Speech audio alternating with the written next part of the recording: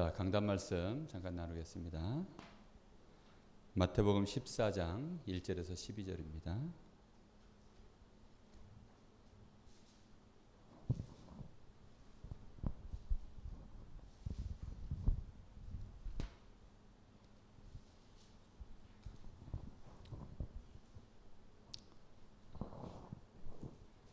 마태복음 14장 1절에서 12절.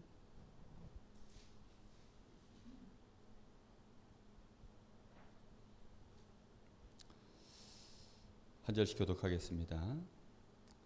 그때 분봉왕 헤롯이 예수의 소문을 듣고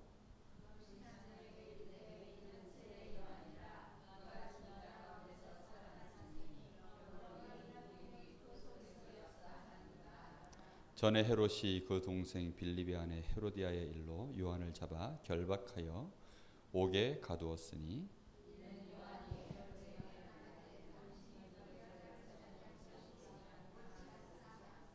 헤롯이 요한을 죽이려 하되 무리가 그를 선지자로 여김으로 그들을 두려워하더니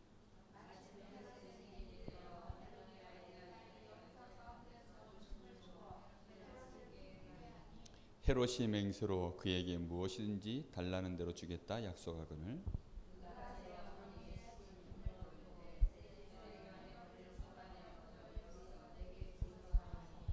왕이 근심하나 자기가 맹세한 것과 그 함께 앉은 사람들 때문에 주라 명하고 그 머리를 소반에 얹어서 그 소녀에게 주니 그가 자기 어머니에게로 가져가니라.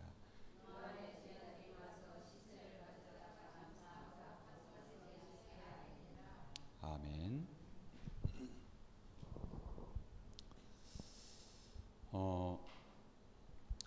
하나님의 마음을 알면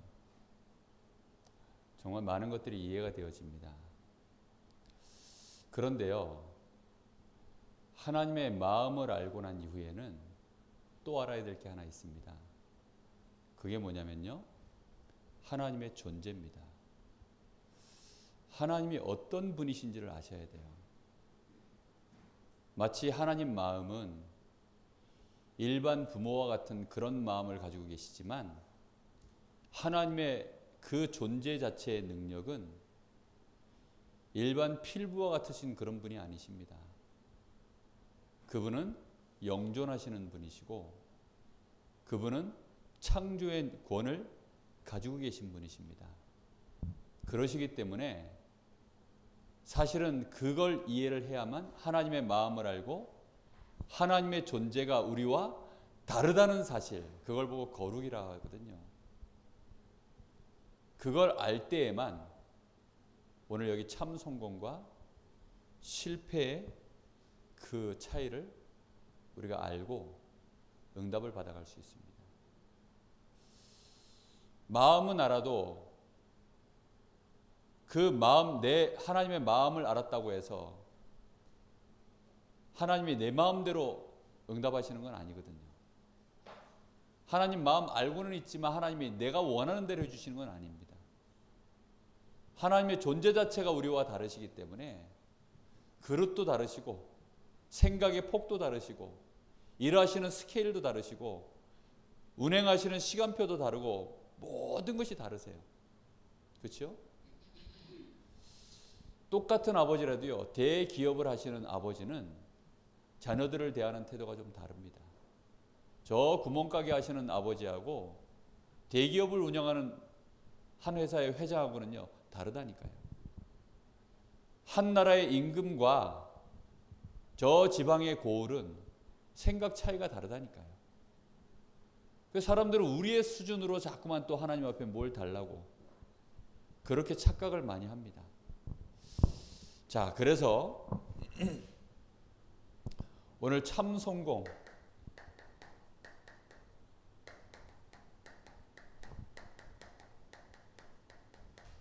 참 성공과 실패. 참 성공이 뭘까요? 뭐 제목은 멋지잖아요. 참 성공. 성공도 어떤 성공? 참 성공. 기름도 참기름. 예? 순두부도 원조 순두부. 그러다 보니까 또 원조 순두부가 하도 많이 나오니까 이제는 진짜 원조 순두부. 그도 성이 안 차는지 100년 전통의 원조 순두부 뭐 이런 식으로. 우리 집은 원조가 된 지 100년이라는 거죠. 예. 저쪽이 이제 50년이라니까 우리는 100년 됐으면 누가 원조냐 뭐 횟수로 보면 아니까. 참 성공이 뭡니까? 참 성공. 이거부터 확실하게 하고 가야 우리가 성공이라고 말할 수 있고 실패라고 말할 수 있지. 참 성공은요, 하나님이 나와 함께 하시는 것을 누리는 속에서 나온 열매를 보고 참 성공이라고 합니다. 하나님과 내가 나와 함께 하심을 누리지 못하는 상태에서 그럼 내가 누리지 못하게 되어지니까 몸부림을 쳐야 되잖아요. 왜냐하면 내가 살아남아야 되니까. 그 몸부림을 제대로 쳐가지고 뭔가 하나 얻으면 사람들은 그걸 성공이라고 표현합니다. 사람은 그런 존재가 아닙니다. 그건 전부 실패예요. 참 성공의 기준이 뭐냐? 임마누엘의 축복을 내가 진짜 누림으로, 다시 말하면 하나님의 형상, 하나님과 관계, 인격적인 교제, 그 축복을 내가 하나님과 진짜로 동행하면서 누리고 있을 때 하나님은 우리에게 생육하고 번성하여 땅에 충만하라, 모든 것을 정복하고 다스리는 그 응답을 우리에게 축복으로 이미 주셨습니다. 그게 결과로 드러나는 걸 보고 성공이라고 합니다. 그래서 우리는 이제부터 조금 생각해야 됩니다. 성공하는 사람하고 이 실패하는 사람의 차이를 알고 있어야 돼요.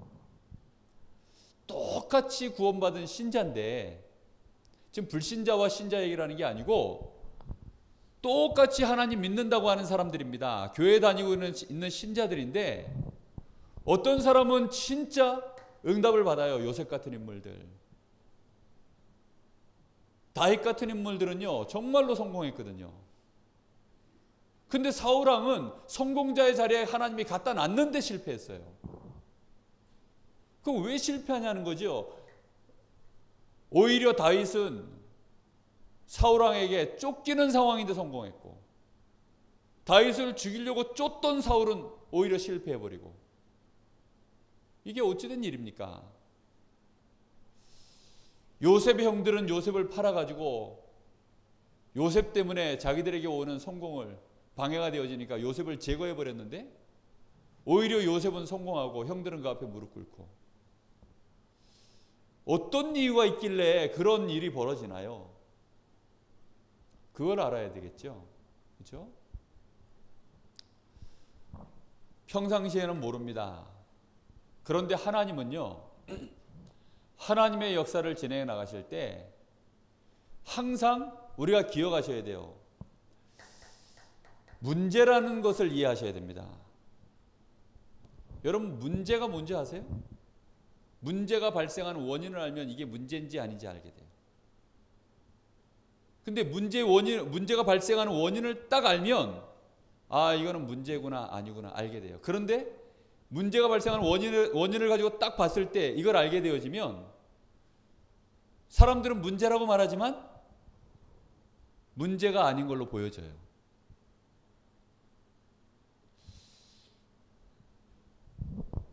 이게 말장난이 아니고요. 이제 얘기할 테니까 잘 들어보세요. 문제가 언제 발생하냐면, 부부싸움 왜 하죠? 제가 쉽게 설명해 드릴게요. 부부싸움이 발생한 것은 이제 문제가 발생한 거잖아요. 근데 새로운 걸로 싸우나요? 맨날 싸우는 걸로 싸우나요? 메뉴가 거의 똑같나요? 신메뉴가 개발되나요? 빨리 말씀하세요. 맨날 같은 메뉴 가지고 싸워요. 그렇죠? 왜 같은 메뉴 가지고 싸울까요? 이 사람은 이 사람대로 자라난 디자인된 이 사람의 성품이 있고 이 사람의 생각의 흐름이 있어요. 그렇죠? 요 사람은 요 사람대로 자기 생각이 있고 자기 생각의 흐름이 있습니다. 그런데 두 사람이요 이렇게 한 사건을 만났을 때, 하나의 일을 만났을 때 두 사람이 요 흐름이 서로 가치관이 다르거나 생각의 시점이 다르고 이러면 뭐가 벌어지죠? 여기서 싸움이 벌어집니다. 요걸 보고 이제 문제가 발생했다 그러잖아요. 그렇죠? 문제가 발생하는 이유는 항상 요것 때문입니다. 이거밖에 없어요. 그러면 한 사람이 이 문제의 흐름을 바꿔주든지 아니면 한 사람이 이 흐름을 내 생각을 양보하든지 하면 싸움이 날까요? 안 날까요? 안 나죠. 그렇죠? 육신적인 것은 다 양보하면 됩니다. 그런 것들은 문제가 될 게 없어요. 그러면 하나님 앞에서 우리가 문제가 발생할 때는 진짜 문제잖아요. 하나님이 원하시는 방향이 있는데 그 흐름이 있는데 내가 그 흐름을 못 봐가지고 내가 그 흐름에 거스르는 일을 하면 거기선 반드시 뭐가 발생할까요? 문제가 발생합니다.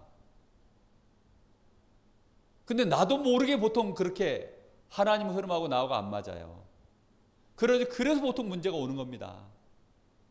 그럼 그 문제가 올 때 어떻게 해야 될까요? 이 문제를 해결해 주시옵소서 해야 될까요? 보통 사람들은요 문제만 오면 문제부터 해결해 주시옵소서 이래요 다. 그러니까 어려움을 겪는 거예요. 문제는 맨날 똑같은 문제가 또 생겨요. 결국은 문제가 오는 이유를 진짜 알아야 됩니다. 어려움이 오고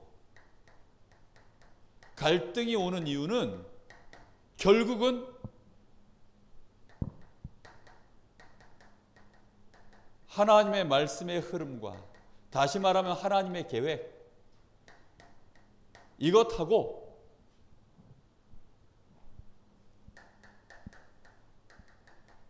나 중심의 흐름하고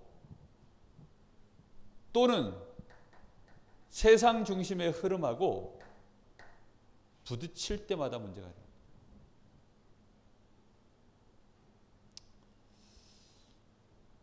자, 그럼 한번 물어보겠습니다. 이스라엘 백성들이 출애굽을 해서 광야에 섰습니다. 자, 밥이 없어요. 쌀이 떨어졌습니다. 문제입니까? 아닙니까? 자, 황동력 원사님 문제입니까? 아닙니까? 아니 문제냐고요? 아니냐고요? 네?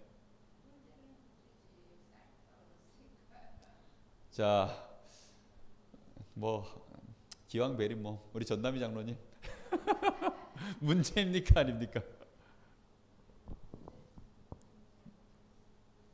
문제가 아닙니다. 왜요? 문제가 어려워서 문제인지 아닌지 잘 모르시겠어요. 그게 차라리 저렇게 되면 맞아요. 문제가 아니에요. 왜냐? 이스라엘 백성들이 가나안 가려고 지금 출애굽했잖아요. 그래서 광야에 왔잖아요. 근데 거기 왔는데 지금 밥이 없어요. 근데 하나님 흐름을 역행했어요? 안 했어요? 안 했잖아요. 그럼 문제가 안 돼요. 그러면 하나님 흐름하고 맞도록 가면 하나님은 너희는 먼저 그의 나라와 그의 일을 구하면 어떻게 하신다 그랬어요? 모든 거 의식주 다 준다 그랬습니다. 준비해놨다가. 하나님은 만나를 미리 준비했을까요? 안 했을까요? 다 준비해놨죠. 이스라엘 백성들이 밥 없다고 막 뗐으니까 준 겁니까? 갑자기 만들어가지고? 아니에요. 다 준비해놨다 준 건데 이것들이 문제라고 생각해가지고 하나님 앞에 밥 내놓으세요! 막 문제가 문제인지를 몰라요. 그래서 여기서 차이가 나는 거예요. 홍해야 홍해. 예? 홍해가 왔어요. 문제입니까? 아닙니까? 아유 이제 똑똑해지셨네. 문제가 아니에요. 근데 이스라엘 백성들 눈에는 그게 뭘로 보였어요? 예. 문제인들이 많아. 하여튼 뭐 어디든지 문제인들이야 다. 예? 문제가 아니에요. 그러니까 모세가 문제가 아닌 걸 보고 뭐라 그랬어요? 오늘 가만히 서서 여호와께서 너희를 위하여 행하시는 구원을 봐라. 오늘 너희가 본 애굽 사람들을 두 번 다시 너희들이 보지 못하리라. 왜 못 볼까요?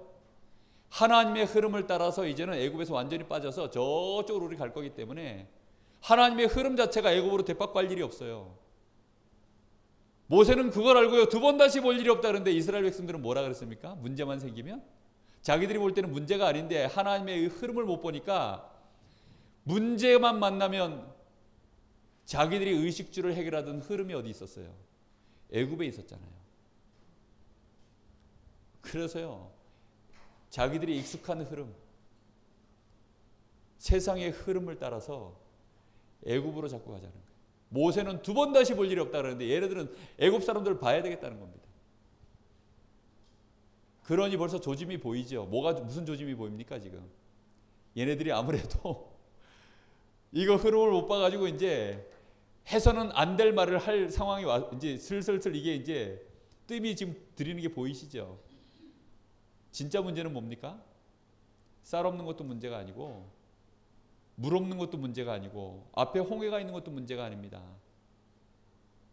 저 가나안 안에 7족속 30이랑이 들어있는 것도 문제가 아닙니다. 세상이 큰 것도 문제가 안 돼요. 여리고성이 버티고 서 있는 것도 문제가 안 되고 저 그 안에 어마어마한 거인들이 살고 있는 것도 문제가 안 됩니다. 문제는 뭐가 문제가 됩니까? 하나님은 지금 가나안을 들어가야 되겠는데 이스라엘 백성들은 우리는 못 들어간다는 겁니다. 하나님의 흐름을 거부해버리면 그 순간에 이제는 뭐가 생겨요? 진짜 문제가 생기는 거예요. 이 말을 절대 잊어버리지 마세요. 이 두 가지가 부딪힐 때 여기서 성공하는 사람과 실패하는 사람 나오는데 거기서 성공한 사람이 두 사람 나왔어요. 누구죠? 예, 여호수아와 갈렙. 200만 명이 다 실패를 해도요. 여호수아와 갈렙은요. 이 흐름을 따라서 가야 된다라고 말했습니다. 과연 하나님 말씀대로 저것은 적과 꿀이 흐르는 땅이 맞다. 가야 된다 그랬습니다. 흐름을 타는 자가 성공을 합니다. 흐름을 놓치면 어떻게 되죠? 실패합니다.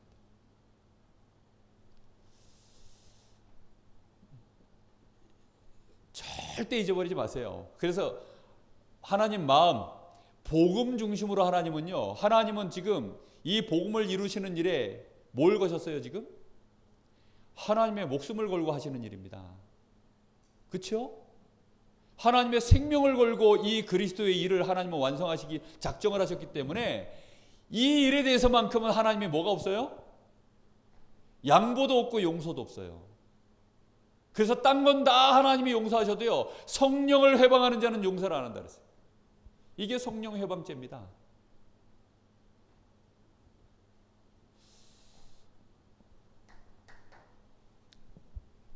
그래서 실패하는 사람들은요. 특징이 결국은 누구 중심이라고요? 나 중심입니다. 그러다 보니까 원망도 해요. 나 중심이니까 원망하는 겁니다. 문제가 오면요. 저 인간 때문이라. 왜요? 나 때문이라 그럴 수 없잖아요. 그러니까 저 인간 때문이라 원망을.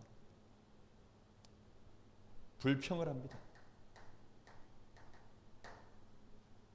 문제가 오면 이런 사람들은 결국은 남의 탓을 합니다. 낙심을 딱 해버려요.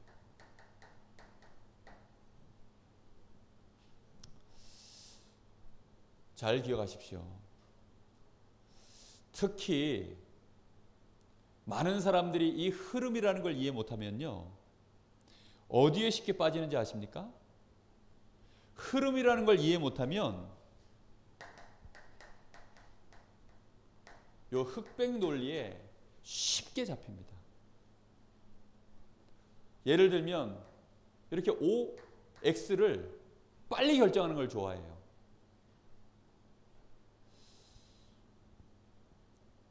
자, 여호수아와 갈렙 이 두 사람이요.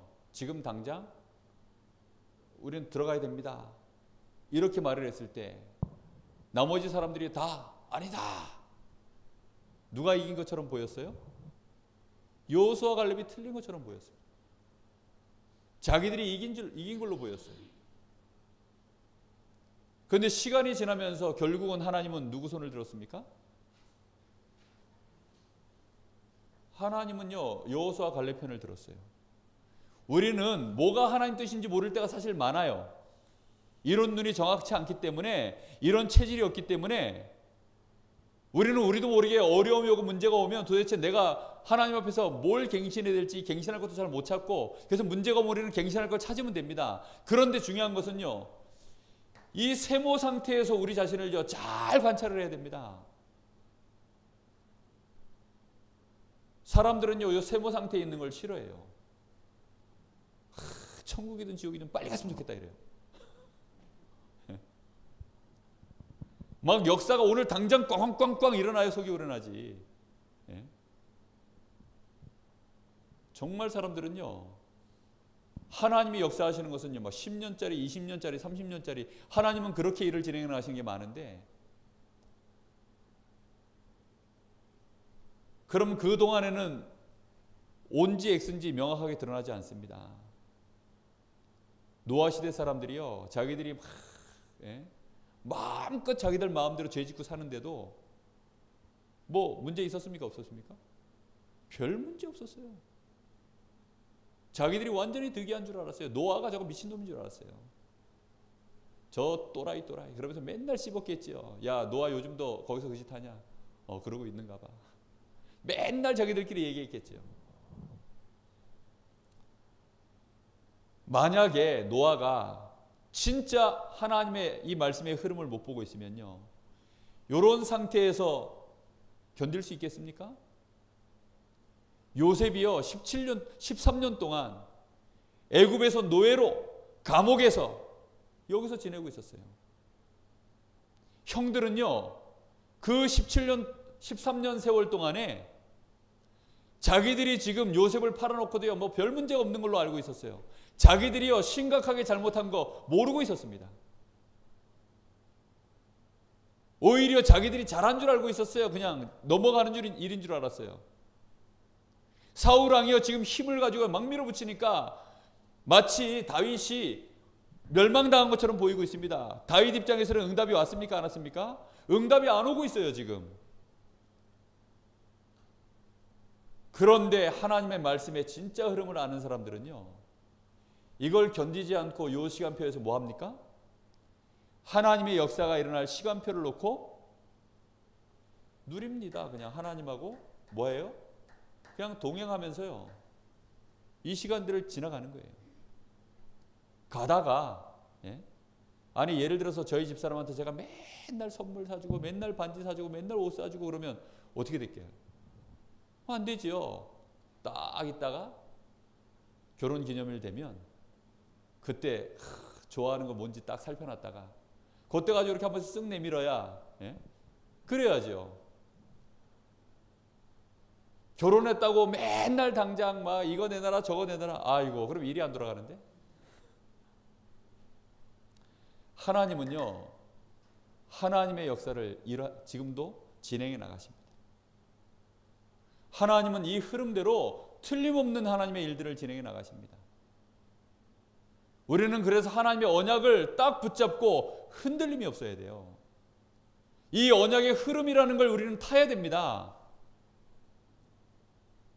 그렇게 되어져야만 이 상황 속에서요, 내가 이쪽이 강대해 보이잖아요. 그죠? 이쪽이 득이해 본 것처럼 보입니다.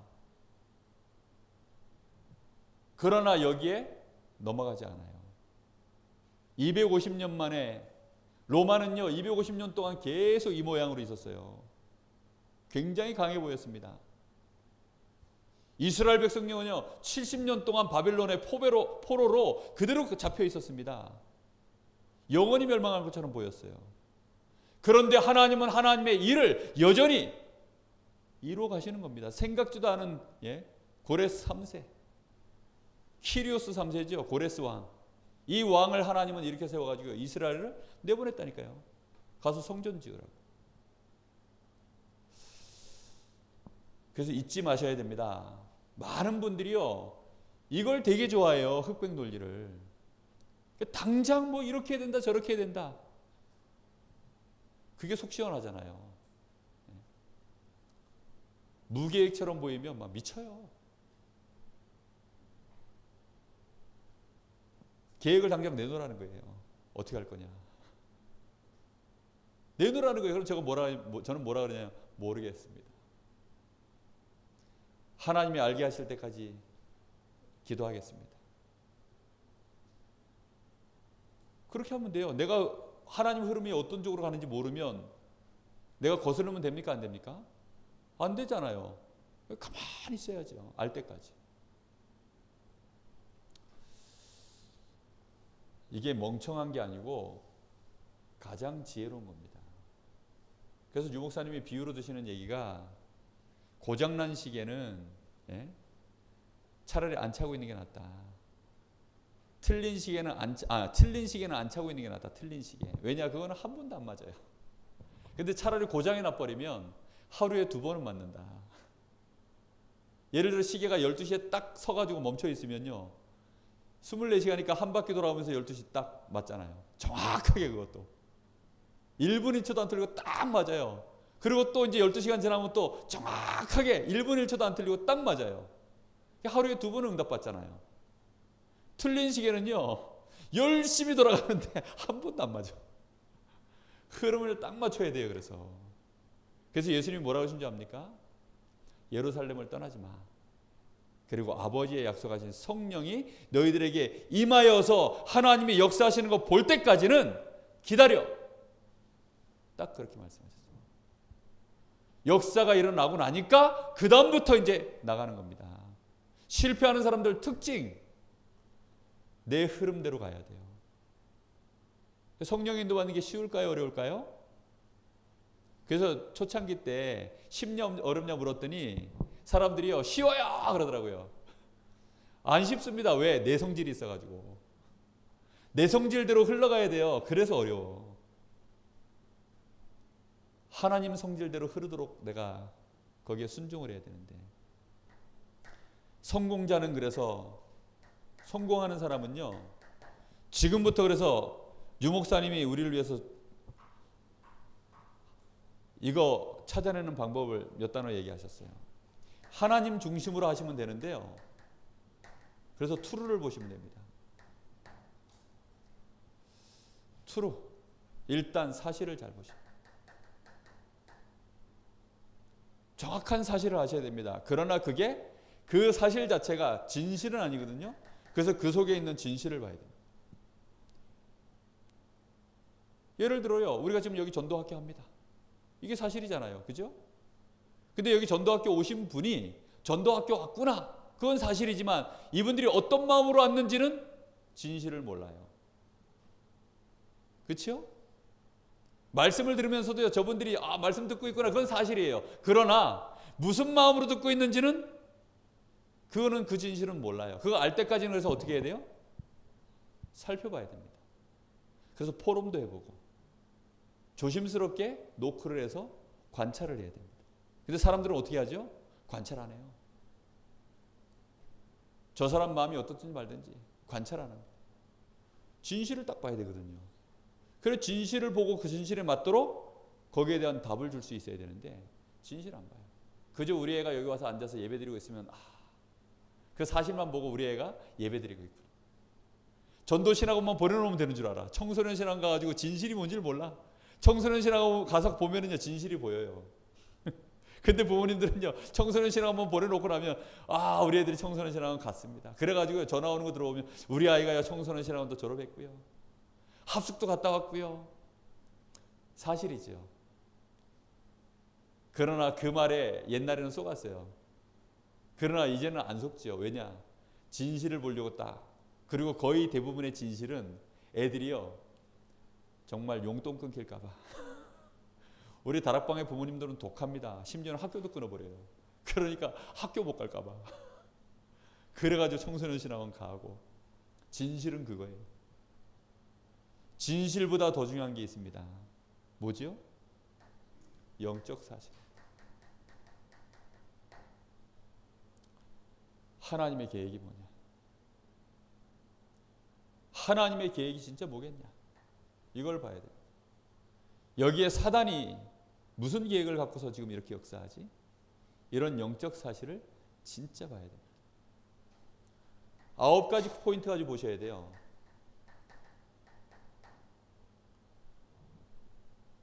넓이, 깊이, 높이, 그리고 위, 아래, 좌우, 그리고 과거, 현재, 미래.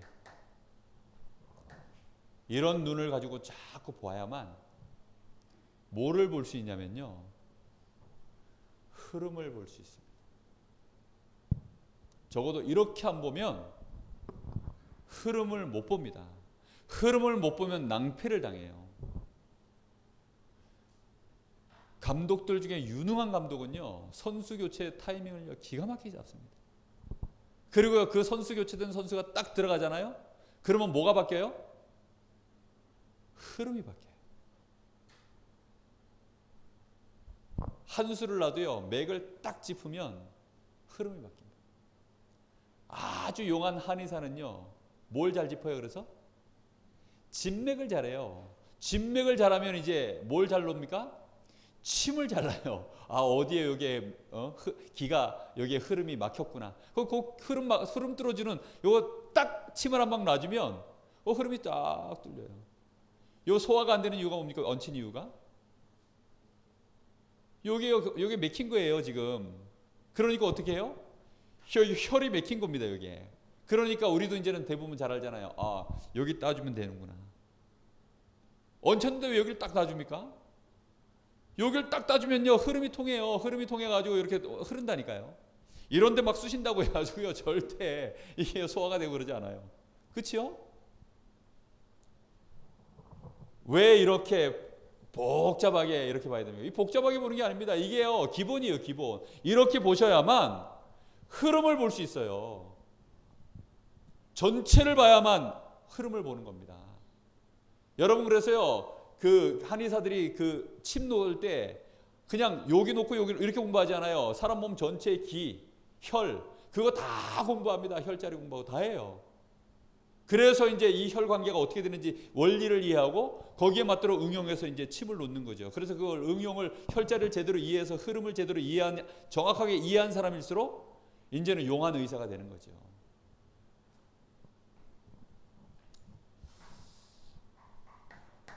뒤에 얘기부터 이제 간단합니다. 뭐 이렇게 이런 원리를 얘기할 때가 좀 이해를 시켜야 되기 때문에 오래 걸리고요. 뒤에 얘기는 이제 간단한 얘기입니다.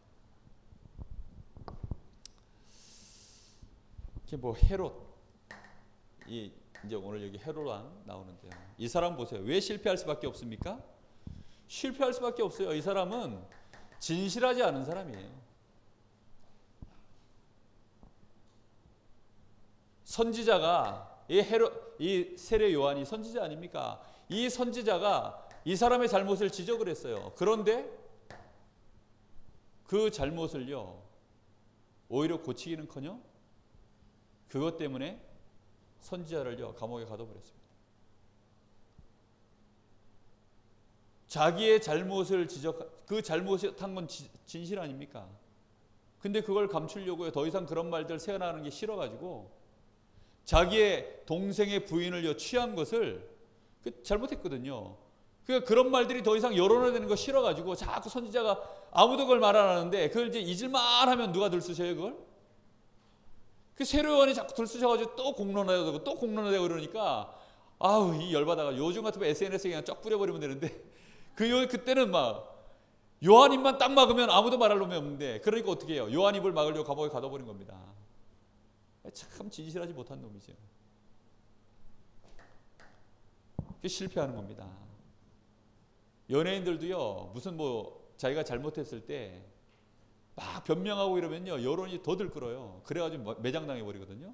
그때 진실하게 딱 잘못했습니다 하고 자숙하고 이러면 여론이 금방 잠잠해집니다. 그러면 이제 한 1년 있다가 다시 나와서 또 언제 그런 일이 있었다는 듯이 또 다시 복귀해서 일하고 이러잖아요. 그렇거든요. 이 사람은 진실 이런 거 안 따라가는 사람이고 하나님 계획 이런 거 안 따라가는 사람이고 여론 따라가는 사람입니다. 세례 요한을 죽였으면 속이 후련하겠는데 못 죽이는 이유, 사람들이 무리들이요 세례 요한을 선지자로 여기더라. 5절에. 그러니까 사람들이 세례 요한에 대해서요 하나님의 선지자로 여기고 있으니까 요한 죽였다가는 어떻게 돼요? 민심 자체가요 자기한테 돌아설까 봐. 이 사람은요 민심 얻는 게 지금 왕의 정통성을 갖고 이 사람이 된 사람이 아니기 때문에 성전도요 그래가지고 여론을 갖다가 자기한테 환심을 돌리려고 성전을 그렇게 해서 건축한 사람이에요. 그래요 예수님 당시에 그 성전 이름이 헤롯 성전입니다. 헤롯이었다. 이스라엘 백성들이 제일 좋아하는 게 성전이니까 민심을 자기한테 돌리려고 지은 게 성전인데요. 그러니 이 사람은 여론에 되게 예민한 사람입니다. 성공하겠습니까? 그러니 실패할 길로만 계속 가는 거죠. 그런데 또 세례 요한을 죽입니다. 왜 죽였어요? 자기의 명예를 위해서요. 그 딸내미가 춤을 기가 막히게 췄나 봐. 그래가지고 기뻐가지고 막 아주 왕답게 호기롭게 얘기한 거죠. 소원을 말해봐. 이렇게 뭐든지 말하면 들어주겠다 그러는. 이게 웬일입니까? 그 헤로디아가요 세례 요한이 막 미치겠거든요. 그래가지고 그 딸내미 보고 시킨 거예요. 임금님이 너한테 소원을 묻거든 세례 요한의 머리를 잘라가지고 이 쟁반에 담아서 나에게 가져오너라. 끔찍하죠. 진짜. 근데 자기가 말해놓은 게 있고 또 그 신하들 함께한 사람들 앞에서 자기가 말해놓은 게 있으니까 이 자기의 명예에 먹칠되는 게 싫어가지고요 결국은 그대로 들어줘 버렸어요. 이런 사람이 성공하겠습니까? 무조건 실패합니다. 이런 사람. 이거는 세상에서도 실패해요. 이런 사람은요 성공하는 법이 없습니다. 요한 보세요. 세례 요한은 어떤 사람이냐? 예수님이 일단 인정하셨어요. 마태복음 11장 11절에 여자가 낳은 자 중에 가장 큰 자다. 그러면서요 이 세례 요한은 예수님이 그리스도라는 사실을 최초로 고백한 사람입니다. 예수님이 가시는 걸 보고요 보라 세상 죄를 지고 가는 하나님의 어린 양이로다. 최초로 그리스도를 알고 있었던 사람입니다. 무슨 말입니까? 단순히 저분이 그리스도다 이렇게 말한 게 아니고 세상 죄를 지고 가는 하나님의 어린 양이로다. 무슨 말입니까? 구약의 모든 흐름을 이해하고 던진 말 한마디입니다. 그렇죠? 완벽하게 하나님의 흐름을 이해하고 자기가 할 일이 무엇인지 아는 사람이었어요. 그리고 세례를 베푸는데 예수님이 세례 받으러 들어오니까 나는 어째서 예수님 나에게 세례를 받으러 오십니까? 이러니까 난 못하겠습니다. 이때 예수님이 뭐라 그랬어요? 너와 내가 합하여서 하나님의 의를 이루자. 그 말이 무슨 말인지 금방 알아들었습니다. 세례 요한의 아비는요 제사장입니다. 그럼 이 제사장은요 세습되기 때문에 세례 요한도 제사장이면서 선지자였어요. 그러기 때문에 세례 요한이요 그때 예수님한테 뭘 했습니까? 온 세상의 죄를요 예수님의 머리에 전가시키는 세례를 베푼 거예요. 구약시대에 성전에서요 제사장들이 백성이 짐승을 들고 와서 자기의 죄를 말하면 그냥 양을 쳐서 죽이는 게 아니고 하나님께 기도합니다. 이 사람의 죄악이 이제 이 양머리로 돌아갈지어다 라고 선언을 해놓고 그러면 이제 이 사람 속에 이 사람의 죄가 이 양에게 전가가 된 거예요. 그래놓고 이 양을 잡아 죽이는 겁니다. 그 일을 한 사람이 요한이에요. 근데 베드로는 전혀 흐름을 못 탔죠. 예수님이 십자가에 이제 달려 죽을 것을 얘기하니까 그리하지 마옵소서. 그냥. 그러니 예수님이 뭐라 그럽니까? 사탄아 뒤로 물러가라 그랬어요. 자, 그러니까 흐름을 못 하면요 완전히 이상한 소리를 합니다. 정확하게 이 흐름을 알고 있습니다. 그러면서 뭐라 그럽니까?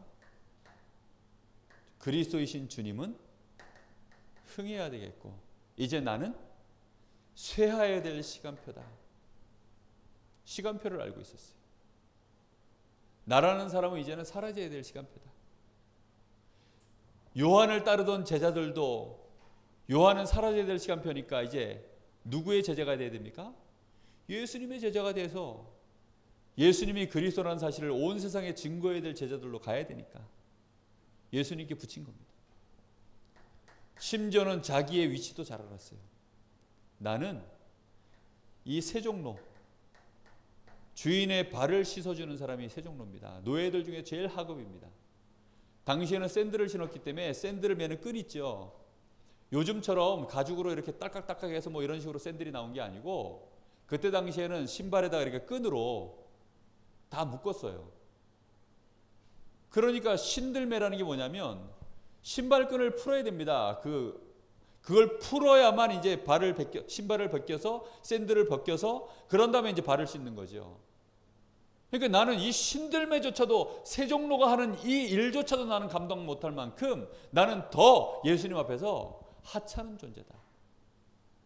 그렇게 자신에 대해서 정확하게 고백한 존재입니다.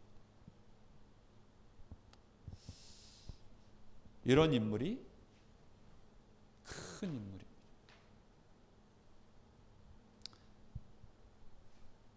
자, 그래서 우리는 결론입니다. 우리는 문제가 오면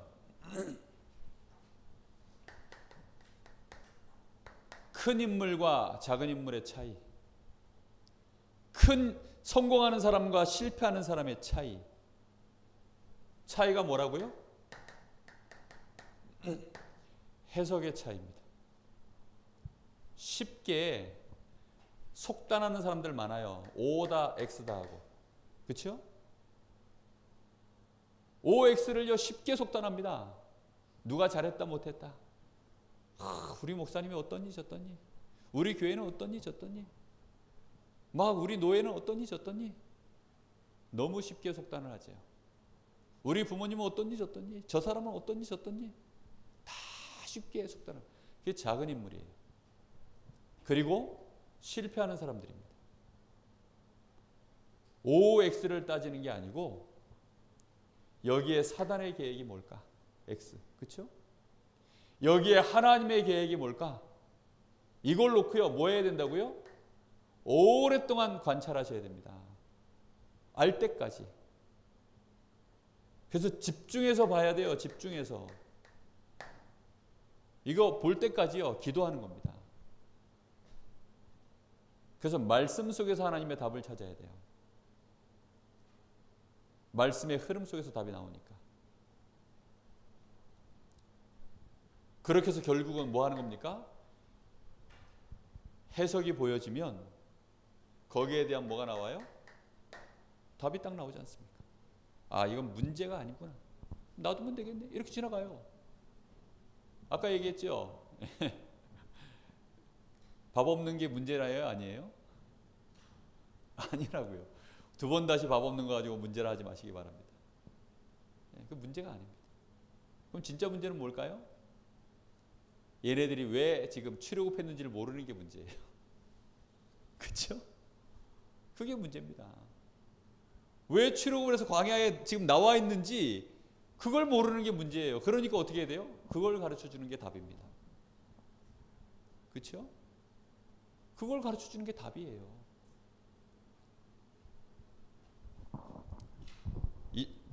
저 창세기 3장 사건 터졌을 때 아담과 하와가요 너무 당황하고 놀래가지고 지금 문제가 뭔지를 몰랐어요. 자기들이 지금 문제를 뭘로 봤어요? 그래가지고 자기들이 옷 벗은 거, 그게 문제입니까 아닙니까? 문제도 아닌데 그게 문제로 보여가지고 일단 옷부터 해입고 하나님의 음성을 듣고서요 두려워가지고 오히려 진짜 문제는 뭔지 모르니까 피해버리고 하나님과의 관계가 지금 끊어져 버려. 하나님 마음도 모르고 그러니까 막 숨어버렸어요. 그래서 하나님이 문제를 가르쳐 주시죠. 문제의 원인. 하와야 왜 이렇게 했냐. 그러니까 아담에게 묻죠. 아담아 왜 이렇게 했냐. 그러니까 하와야 왜 이렇게 했냐. 결국은 문제의 원인을 밝혔죠. 마귀가, 뱀 속에 들어가 있는 마귀가. 그거 해주고 그 머리를 마귀의 머리를 내가 박살내버릴 메시아를 보내겠다. 여자의 후손. 답을 말씀해 주셨어요. 그래서 우리는요 정말 금식하는 것보다 막 우리가요 막 철야기도 하고 막 이런 것보다 우리가 정말로 조금만 하나님 앞에서 답을 정확하게 찾아내는 것이 더 중요하다 그랬습니다.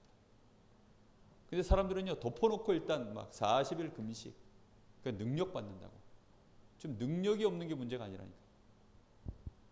하나님은 흐름하고 전혀 안 맞으면 아무 소용이 없습니다.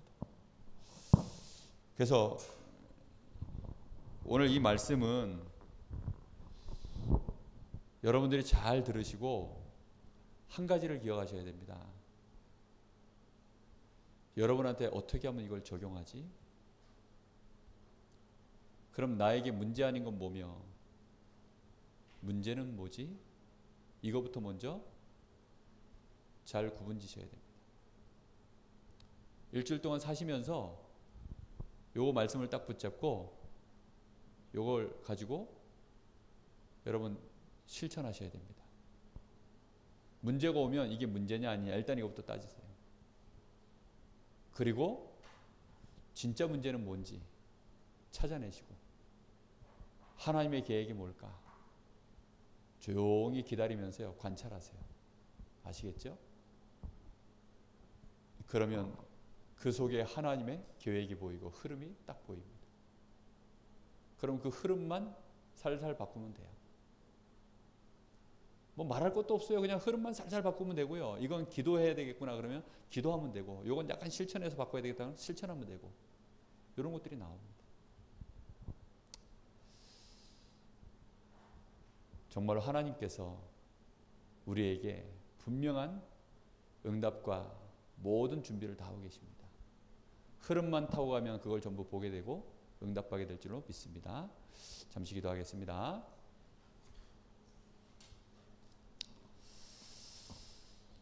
우리 한 1분만 같이 기도하겠습니다. 복음을 이해하게 하옵소서. 하나님이 복음을 왜 준비하셨는지, 하나님은 우리에게 복음을 주실 때 복음의 가장 중요한 것이 하나님의 마음입니다. 하나님은 그 마음, 하나님의 우리를 향한 생명과 같이 사랑하시는 그 마음 때문에 하나님의 생명을 주시는 일로 그리스도의 일을 완성하셨습니다. 하나님은 그 일을 이루시는 일에 지금도 말씀으로 예언하셨고 성취하시고 성취될 말씀의 흐름을 지금도 이어가고 계십니다. 하나님, 내가 그 속에 있게 하옵소서. 그 흐름을 따라가지 못하는 나를 갱신하게 하옵소서. 세상을 좋아하는 내 마음을 회개합니다. 정말로 육신적인 동기에 묶여있는 나를 하나님 긍휼히 여기시고 이번 한 주간 동안 나의 영안을 여시고 문제를 진짜 보고 참 성공의 길로 들어서게 하옵소서. 우리 간절한 마음으로 잠시 기도하고 마치겠습니다. 하나님 은혜 감사합니다. 오늘 우리에게 하나님의 마음을 알게 하시고 하나님의 소원도 알게 하셔서 우리로 하여금 이 귀한 축복의 자리에 우리 인생이 서 있음을 알게 하신 하나님, 이제는 하나님의 사랑이 끊을 수 없는 그 하나님의 축복이 우리 앞에 와 있사오니 이 흐름을 따라 우리의 인생이 하나님께 감사하며 하나님께 영광 돌리며 하나님을 기뻐하는 하나님과 동행하는 삶이 시작될 수 있도록 주님 역사하여 주옵소서. 이 흐름 속에서 모든 것을 새롭게 볼 수 있게 하옵소서.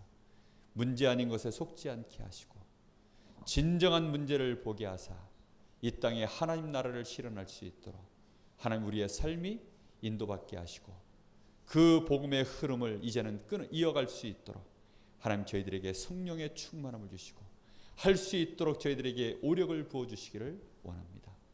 오늘 이번 한 주간 동안 정말로 참 성공의 길로 우리의 발걸음이 인도받게 하옵소서. 감사합니다. 주님 받아주시옵소서. 하나님 은혜 감사합니다. 오늘 주신 이 말씀이 이 부족한 종과 여기 사랑하는 귀한 전도자들 가슴 속에 각인 뿌리 체질될 수 있도록 역사하여 주옵소서.